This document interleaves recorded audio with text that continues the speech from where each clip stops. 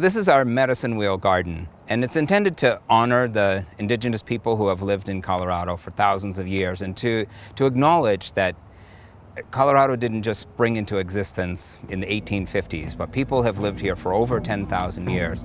And the native plants that we grow in our nursery and that we use in our landscaping and that are so valuable to pollinators and wildlife have also been widely used by indigenous people for thousands of years.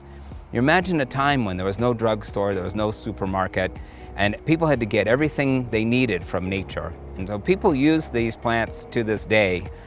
And some of the plants that we see around us are the sunflowers. They're called wacha ri, which means a very yellow flower.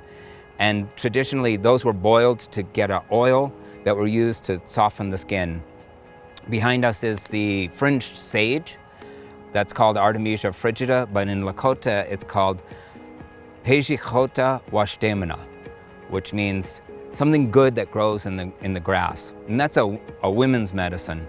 Another one behind us here is this blue flower called Wakpe Tho, which is the harebell or campanula. The Lakota name means that it's blue and it grows by the creek side. So a lot of the Lakota names are descriptive. They tell you what they look like, where they grow, or how they're used. And Wakpe Tho is blue, grows by the creek side, and that was used to make a blue dye, and it's also edible. We also have Chante Chanchloga, which it means like an herb that looks like cedar, and that's the yarrow plant, which has been used to treat insect bites and other ailments of the skin.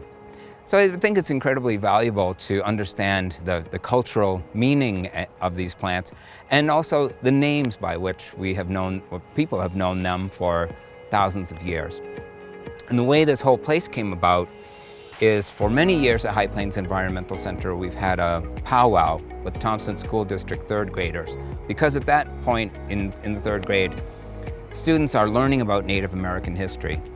But if they come out here, they can meet a Native American family, see traditional costumes, hear the traditional songs, take part in a round friendship dance. It's so much different than reading about this in a book to really meet the culture and make a connection with the people.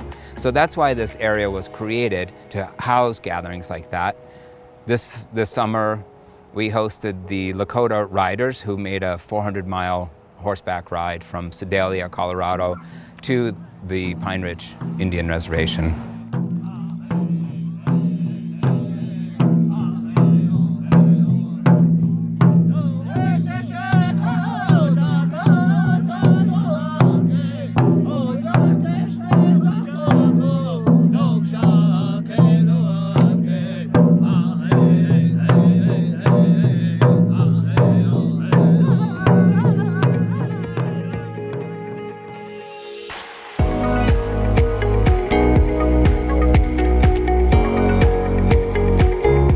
And the thing that was so incredible about that event is people who live in this neighborhood and live in the city of Loveland got to meet the people and got to understand more about the culture and make those personal connections. It was an incredible cultural outreach and really promoted a lot of friendship and understanding between these communities.